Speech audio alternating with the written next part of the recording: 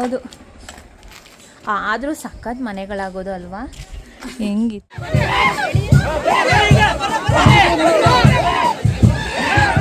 Guys, view ನೋಡಿ ಏನು ಸಖತ್ತಾಗಿ ಕಾಣಿಸ್ತೈತಲ್ವಾ? ನೈಟ್ ಟೈಮ್ ವ್ಯೂ ಇದು. ತಿಂತೀನಿ.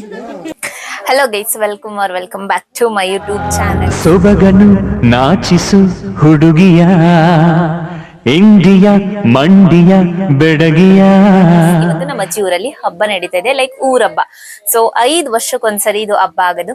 ಹಾಗಾಗಿ ಇವಾಗ ಆಲ್ರೆಡಿ ಟೈಮ್ ಬಂದು 10:30 PM. ಸೊ ಇವಾಗ ಹೋಗಿ ಆ ದೇವಸ್ಥಾನದ ಹತ್ರ ಎಲ್ಲ ಹೋಗಿ ಅಲ್ಲೆಲ್ಲ ಪೂಜೆ ಮಾಡ್ಕೊಂಡು ಎಗೈನ್ ರಿಟರ್ನ್ ಬರ್ಬೇಕು. ಸೊ ಸಿಕ್ಕಾಬಿಟ್ಟೆ ಚೆನ್ನಾಗಿರತ್ತೆ ಅಂಡ್ ಗ್ರ್ಯಾಂಡ್ ಆಗಿ ಮಾಡ್ತಾರೆ ಈ ಹಬ್ಬನ. ಆಲ್ಮೋಸ್ಟ್ ಇವಾಗ ಎಲ್ಲಾ ಕಡೆನೂ ಊರಬ್ಬ ನಡೀತಾ ಇದೆ. ಸೊ ಹಂಗಾಗಿ ಲೈಕ್ ಇಲ್ಲಿ ಯಾವ್ಯಾವ ತರ ಇರುತ್ತೆ ಅಂತ ಎಲ್ಲ ಹೇಳಿ ಕ್ಯಾಪ್ಚರ್ ಮಾಡಿ ನಿಮಗ್ ತೋರಿಸ್ತೀನಿ. ಸೊ ಬನ್ನಿ, ಎಲ್ಲರೂ ರೆಡಿ ಆಗಿದ್ದಾರೆ, ಹೋಗೋಣ. ನಾವು ಊರೊಳಗಡೆ ಎಂಟ್ರಿ ಆಗಿದ ತಕ್ಷಣ ಲೈಟಿಂಗ್ಸ್ ಅಂತೂ ತುಂಬಾನೇ ಚೆನ್ನಾಗಿ ಕಾಣಿಸ್ತಾ ಇತ್ತು. ಅಂಡ್ ಆಲ್ಸೋ ಅಲ್ಲಿರೋ ಗ್ರಾಮಸ್ಥರೆಲ್ಲ ಹೇಳ್ತಾ ಇದ್ರು ಅರೌಂಡ್ ಈ ಲೈಟಿಂಗ್ಸ್ ಬಿಡೋದಿಕ್ಕೆ 1.5 ಲಕ್ಷದಷ್ಟು ಖರ್ಚಾಗಿದೆ ಅಂತ ಹೇಳಿ. ನನ್ಗೇನೋ ವರ್ತ್ ಅಂತಾನೆ ಅನ್ನಿಸ್ತು. ಬಿಕಾಸ್ ಪ್ರತಿ ಒಂದು ಮನೆ ಹತ್ರನೂ ನೋಡಿ ಕವರ್ ಮಾಡಿದ್ರು. ಅಂಡ್ ಆಲ್ಸೋ ಈ ಊರು ತುಂಬಾ ದೊಡ್ಡದಾಗಿರೋದ್ರಿಂದ ತುಂಬಾ ಚೆನ್ನಾಗಿ ಲೈಟಿಂಗ್ಸ್ ನ ಕವರ್ ಮಾಡಿದ್ರು.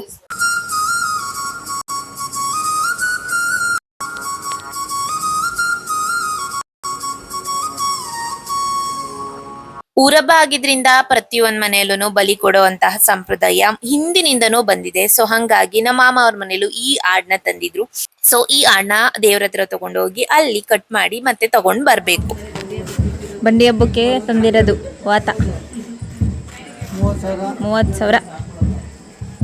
55 kg ಆಯ್ತದೆ. 55 kg ಆಗತ್ತೆ. ಎಷ್ಟು ಕೆಜಿ ಅಂತ ಏನ್ ಮಾಡ್ತಾ ಇದೀವಿ ಸಂಜು?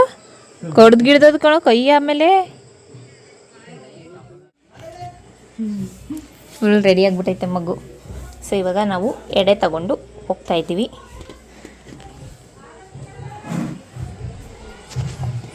ಎಲ್ಲ ಮಲ್ಕೊಳ್ಳೋಕೆ ರೆಡಿ ಆಗಿಬಿಟ್ಟಿದ್ದಾರೆ. ಫೈನಲಿ ಇವಾಗ ಊರವರೆಲ್ಲ ಬರ್ತಾ ಇದ್ದಾರೆ. ಸೊ ಹಂಗಾಗಿ ಎಡೆನ ಪ್ರತಿಯೊಂದ್ ಮನೆಯಲ್ಲೂ ಮಾಡಿರ್ತಾರೆ. ಆ ಎಡೆನ ತಗೊಂಡೋಗಿ ದೇವರಿಗೆ ಇಡ್ಬೇಕು.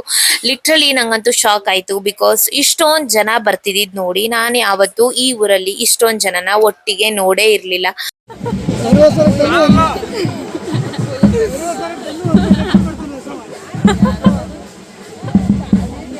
ಅಯ್ಯೋ ಪಾಪ, ಅವ್ರು ಹಿಂಸೆ ಕೊಟ್ಟಾಗ್ತಾವ್ರಿ ಇವ್ರು. 60,000 ತಗೊಬಂದು 1.5 ಲಕ್ಷಕ್ಕೆ ಮಾರುವ ಇವನೇ.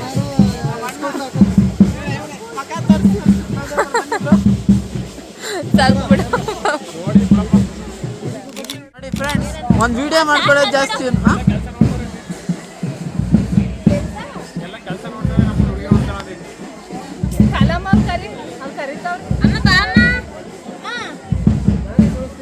ಈ ಹಬ್ಬನ ಮಾಡಿ 5 ವರ್ಷ ಆಗಿತ್ತಂತೆ. ಸೊ ಹಂಗಾಗಿ ಈ ಊರಲ್ಲಿ ಸ್ವಲ್ಪ ಜಾಸ್ತಿ ಜನನೇ ಸೇರಿದ್ರು. ಸೊ ಪ್ರತಿಯೊಂದು ಮನೆ ಹತ್ರನೂ ನಿಲ್ಸಿ ಕುಣ್ಕೊಂಡ್ ಬರ್ತಿದ್ರು. ಈ ಟಮಟೆ ಸೌಂಡ್ ಕೇಳೋದಿಕ್ಕೆ ಸಖತ್ ಮಜಾ ಬರ್ತಿತ್ತು.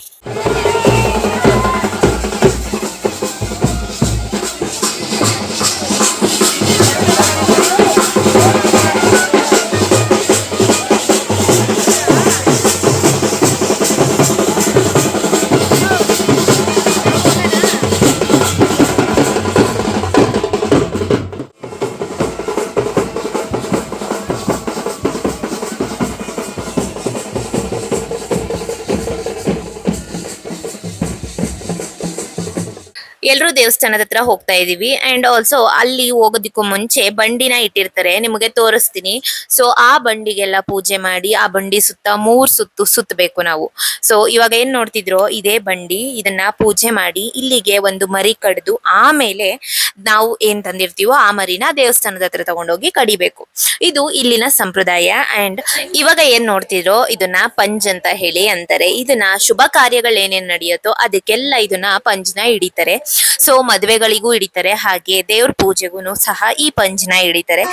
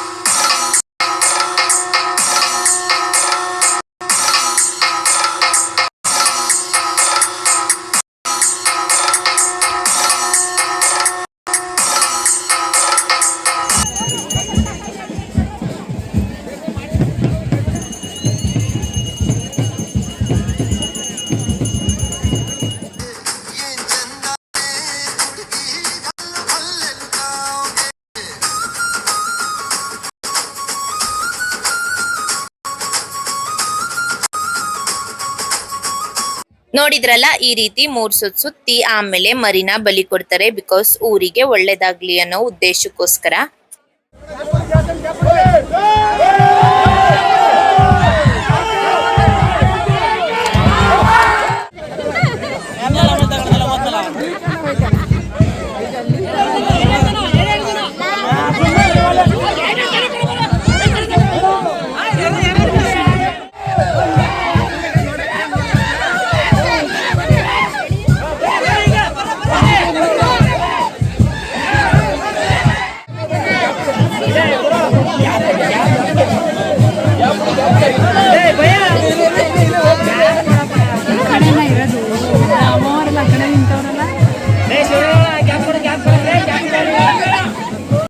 ಈ ರೀತಿಯಾಗಿ ಬಂಡಿನ ಎಳ್ಕೊಂಡು ದೇವ್ರ ಹತ್ರ ಇರೋ ಕೆಂಡು ಕೊಂಡನ ಹಾಕಿರ್ತಾರೆ, ಅಲ್ಲಿಗೆ ಹೋಗಿ 3 ಸುತ್ತು ಆ ಕೆಂಡನ ತುಣಿಬೇಕು. ಸೊ ಇಲ್ಲಿ ಅನ್ಫಾರ್ಚುನೇಟ್ಲಿ ಜಾಸ್ತಿ ವಿಡಿಯೋ ಮಾಡ್ಲಿಕ್ಕೆ ಆಗ್ಲಿಲ್ಲ. ಬಿಕಾಸ್ ನಾನು ಎಡೆ ಹೊತ್ತಿರೋದ್ರಿಂದ ಕೆಂಡ ತುಣಿಯೋದನ್ನ ಅಷ್ಟು ಕ್ಯಾಪ್ಚರ್ ಮಾಡಿಲ್ಲ.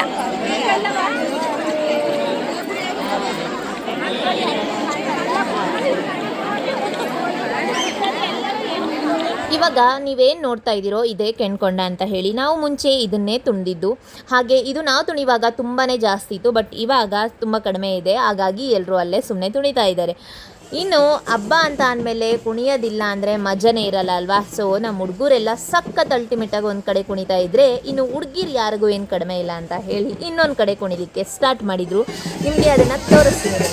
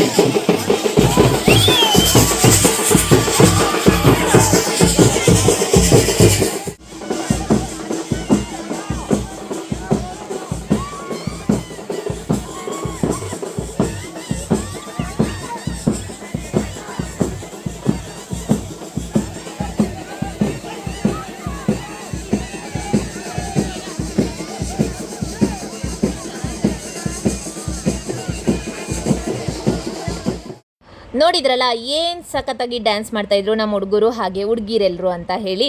ಸೊ ನಾವುಗಳೂ ನಿಂತ್ಕೊಂಡು ಎಂಜಾಯ್ ಮಾಡ್ತಾ ಇದ್ವಿ ಸೈಡಲ್ಲಿ. ಹಾಗೆ ಪಟಾಕಿ ಎಲ್ಲ ಹೊಡಿತಾ ಇದ್ರು, ಅದನ್ನು ನೋಡೋದಕ್ಕಂತೂ ಸಿಕ್ಕಾಬಿಟ್ಟೆ ಖುಷಿ ಆಯ್ತಿತ್ತು. ಹಾಗೆ ಎಲ್ಲರೂ ದೇವ್ರ ಹತ್ರ ಪೂಜೆ ಎಲ್ಲ ಮುಗಿಸಿ ಹಾಗೆ ಕೂತಿದ್ರು. ಬಿಕಾಸ್ ಮರಿ ಎಲ್ಲ ಕಡಿಬೇಕಾಗಿತ್ತು.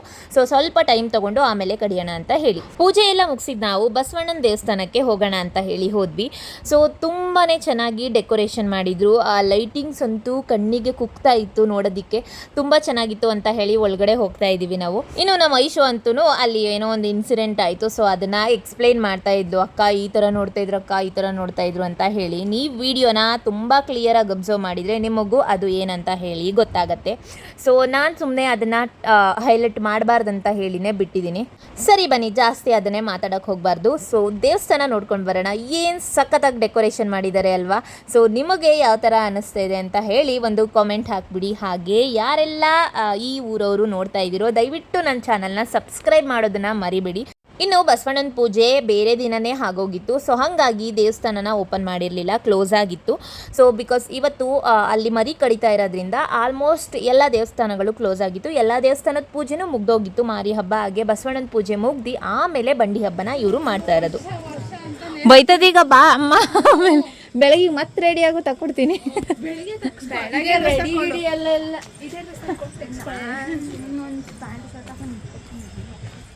ಗೈಸ್ ವ್ಯೂ ನೋಡಿ ಏನು ಸಕ್ಕತ್ತಾಗಿ ಕಾಣಿಸ್ತೈತಲ್ವಾ. ನೈಟ್ ಟೈಮ್ ವ್ಯೂ ಇದು.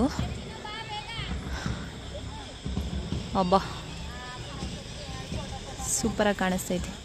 ದೇವಸ್ಥಾನ ನೋಡ್ಕೊಂಡು ಬಂದು ಮನೆಗೆ ಹೋಗೋಣ ಅಂತ ಹೇಳಿ ಎಲ್ಲರೂ ಮಾತಾಡಿಕೊಂಡು ಮನೆಗೆ ಹೋಗ್ತಾ ಇದ್ವಿ. ಬಟ್ ಆಲ್ರೆಡಿ ಇಲ್ಲೆಲ್ಲ ನಾನ್ ವೆಜ್ನ ಕಟ್ ಮಾಡಲಿಕ್ಕೆ ಸ್ಟಾರ್ಟ್ ಮಾಡಿಬಿಟ್ಟಿದ್ರು. ಅಂದರೆ ಮರಿನ ಕಡ್ದಿರಲಿಲ್ಲ, ಬೇರೆ ಮರಿ ಕಡ್ದಿದ್ರಲ್ಲ, ಒಂದು ಮನೆಗೆ ಎರಡೆರಡು ಮರಿ ಅಂತ ಹೇಳಿ ಕಡಿತಾರೆ ಕೆಲವೊಬ್ಬೊಬ್ಬರು. ಸೊ ಅವ್ರುಗಳೆಲ್ಲ ಮುಂಚೆನೇ ಕಡ್ದು ಅಲ್ಲೇ ಮಟನ್ನ ರೆಡಿ ಮಾಡ್ತಾ ಇದ್ರು ಆಲ್ರೆಡಿ. ಬಿಕಾಸ್ ನಾವು ಹೋಗ್ತಾ ಇರೋದು ಇವಾಗ 2 o'clock ಆಗಿದೆ ನೈಟು. ಸೊ ಹಾಗಾಗಿ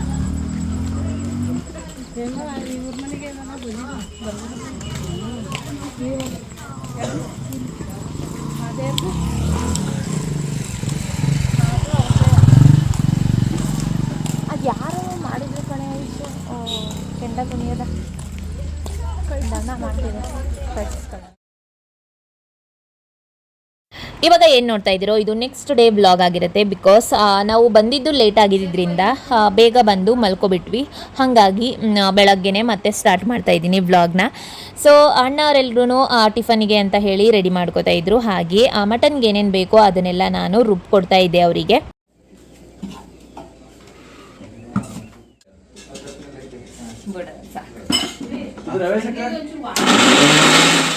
ಹಾಗೆ ಇನ್ನೊಂದು ಕಡೆ ಮುದ್ದೆ ಕಟ್ಲಿಗೆ ಅಂತ ಹೇಳಿ ಸ್ಟಾರ್ಟ್ ಮಾಡಿದ್ವಿ. ಸೊ ನಾನು ಮತ್ತು ಅಮ್ಮ ಹಾಗೆ ಭಟ್ರು ಬಂದಿದ್ರಲ್ಲ, ಅವರು ಎಲ್ಲರೂ ಸೇರಿಕೊಂಡು ಮುದ್ದೆನ ಮಾಡ್ತಾ ಇದ್ದೀವಿ. ಮಟನ್ ಎಲ್ಲ ಆಲ್ರೆಡಿ ರೆಡಿ ಇತ್ತು, ಬಟ್ ಚಿಲ್ಲಿ ಚಿಕನ್ ಒಂದು ಮಾಡಿರಲಿಲ್ಲ. ಬಿಕಾಸ್ ಚಿಕನ್ ತರದೇ ಲೇಟ್ ಆಗಿತ್ತು. ಹಬ್ಬ ಅಂದರೆ ಚಿಕನ್ ಕಟ್ ಮಾಡ್ಸೋಕ್ಕೆ ಕ್ಯೂ ಇರುತ್ತೆ. ಸೊ ಹಾಗಾಗಿ ಚಿಕನ್ ಲೇಟಾಗಿ ಬಂತು. ಸೊ ಇವಾಗ ಅದನ್ನೆಲ್ಲ ರೆಡಿ ಮಾಡ್ತಾ ಇದ್ದಾರೆ. ಇದೆರಡರಲ್ಲೂ ಮಟನ್ ಸಾಂಬಾರು ರೆಡಿ ಇತ್ತು.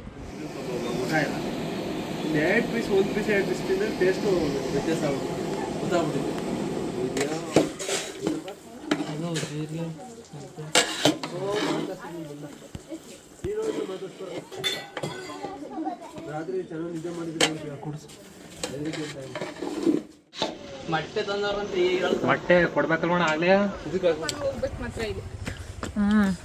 ಅಂದ್ರೆ ಮುಂಚೆ ಪಿಂಕಿ ಹತ್ತಕ್ಕಾಯ್ತಿರ್ಲಿಲ್ಲ, ಭಯ ಅನ್ಸೋದು. ಇದು ಹಾಕಿರ್ಲಿಲ್ವಲ್ಲ, ಇವಾಗ ಇದು ಹಾಕಿರೋದಕ್ಕೆ ಏನು ಅನ್ನಿಸ್ತಿಲ್ಲ. ಹೌದು, ಆದ್ರೂ ಸಖತ್ ಮನೆಗಳಾಗೋದು ಅಲ್ವಾ. ಹೆಂಗಿತ್ತು ಈ ಕಡೆ ಮಾತ್ರ ಚೆನ್ನಾಗಿ ಬರುತ್ತೆ. ನೀವೆಲ್ಲ ಹೆಂಗ್ ಕಾಣಿಸ್ತಿದ್ದೀರಾ ಗೊತ್ತಾ, ಫುಲ್ ವೈಟ್ ಕಾಣಿಸ್ತಿದ್ದೀರಾ. ಜೊತೆಗೆ ಇದು ವೈಟ್ ಹಾಕಿದ್ದೀನಿ. ಹೌದು, ಎಲ್ಲ ಊಟಕ್ಕೆ ರೆಡಿ ಮಾಡ್ಕೋತಾ ಇದ್ದಾರೆ. ಇನ್ನು ನಾವು ಮೊದಲು ಹೋಗಿದ್ದಾಗ ಮನೆ ಇನ್ನು ಕನ್ಸ್ಟ್ರಕ್ಷನ್ ಆಗ್ತಾನೆ ಇತ್ತು. ಆಲ್ಮೋಸ್ಟ್ ಇವಾಗ ಫಿನಿಶಿಂಗ್ ಆಗಿದೆ. ಒಳಗಡೆ ಇಂಟೀರಿಯರ್ಸ್ ಎಲ್ಲ ಮಾಡಿಸ್ಬೇಕು ಆ್ಯಂಡ್ ಆಲ್ಸೋ ಪೇಂಟಿಂಗ್ ಅದೆಲ್ಲ ಪೆಂಡಿಂಗ್ ಇದೆ. ಅದೆಲ್ಲ ಕಂಪ್ಲೀಟ್ ಆದಮೇಲೆ ಎಗೇನ್ ಒಂದು ಹೋಮ್ ಟೂರ್ನ ಮಾಡೋಣ ಅಂತ ಹೇಳಿ. ಬಾಲ್ಕನಿ ಆ್ಯಂಡ್ ಇನ್ನು ಇಷ್ಟು ಫಿನಿಶಿಂಗ್ ಆಗಿದೆ, ಇನ್ನು ಆಗಬೇಕು.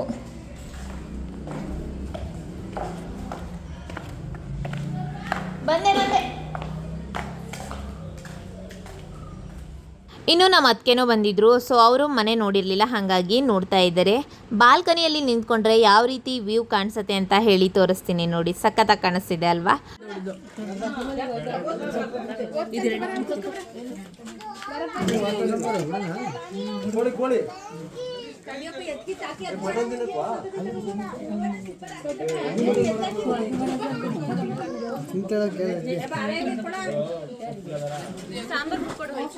ತಿಂತೀನಿ.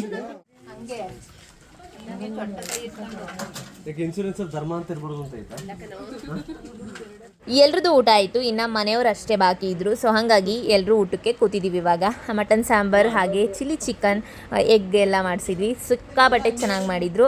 ಭಟ್ರು ಕೂಡ ಸಖತ್ತಾಗಿ ಚೆನ್ನಾಗಿ ಮಾಡ್ತಾರೆ. ಯಾವಾಗ್ಲೂ ನಾವು ಅವರನ್ನೇ ಕರೆಸ್ತೀವಿ. ಅಂದರೆ ನಮ್ಮ ಅಜ್ಜಿ ಊರಲ್ಲಿ ಏನು ಅಡುಗೆ ಮಾಡಿಸ್ತಾರೋ ಫಂಕ್ಷನ್ಸ್ಗೆಲ್ಲ ಅವರನ್ನೇ ಪ್ರಿಫರ್ ಮಾಡೋದು ನಾವು. ಕಾಣಿಸ್ತಿದ್ದೀನಾ? ಇನ್ನು ಅಮ್ಮ ಅವರೆಲ್ಲ ಬಂದಿದ್ರಲ್ಲ, ಸೊ ಎಲ್ಲರೂ ಸ್ವಲ್ಪ ಹೊತ್ತು ಕೂತ್ಕೊಂಡು ಮಾತಾಡ್ತಾ ಇದ್ವಿ. ಅಜ್ಜಿ ಮನೆ ಅಂತ ಅಂದರೆ ಅಫ್ಕೋರ್ಸ್ ಎಲ್ಲರೂ ಒಂದೇ ಸರಿ ಸೇರೋದು ಒಟ್ಟಿಗೆ, ಹಾಗಾಗಿ ಎಲ್ಲರೂ ಮಾತಾಡ್ತಾ ಕೂತಿದ್ವಿ. ಈ ವ್ಲಾಗ್ನ ಇಲ್ಲಿಗೆ ಎಂಡ್ ಮಾಡ್ತಾ ಇದ್ದೀನಿ. ಇಷ್ಟ ಆಗಿದ್ರೆ ಲೈಕ್ ಮಾಡಿ, ಶೇರ್ ಮಾಡಿ, ಹಾಗೆ ಬೇಗ ನನ್ನ ಚಾನಲ್ನ ಸಬ್ಸ್ಕ್ರೈಬ್ ಮಾಡಿ. ಆದಷ್ಟು ಬೇಗ ಮುಂದಿನ ವಿಡಿಯೋದಲ್ಲಿ ಸಿಗ್ತೀನಿ. ಅಲ್ಲಿ ತನಕ take care, bye, love you all.